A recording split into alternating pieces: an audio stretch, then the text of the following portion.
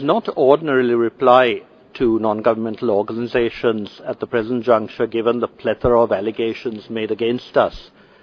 But I believe that we need to make a special exception for Amnesty International, not least because I was greeted on arriving into this distinguished chamber today by the representative from Amnesty, who suggested, giving me the statement, that a reply might help them as well.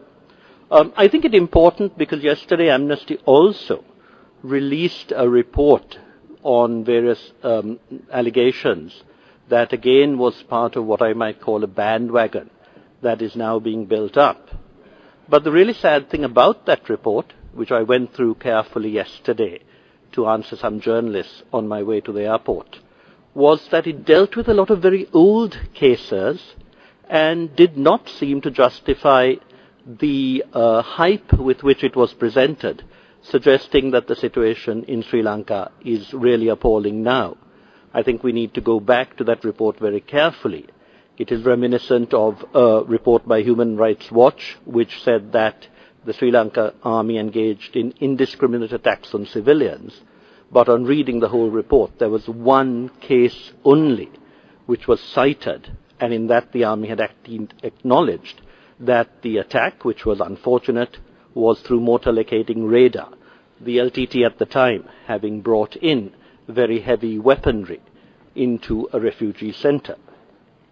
Looking through the statement that was issued, which I gather was different from that which was actually presented, I think the main point it suggests is that we're trying to do nothing, and that is completely wrong.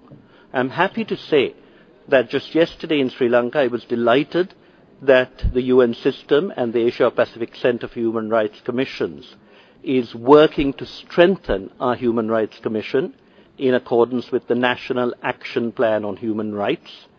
We regretted that for about 3 years the Human Rights Commission was not assisted because the report suggesting such assistance was suppressed in this very office of the High Commission, and I found that people here had not even seen that very positive report that was issued by someone contracted by the UN.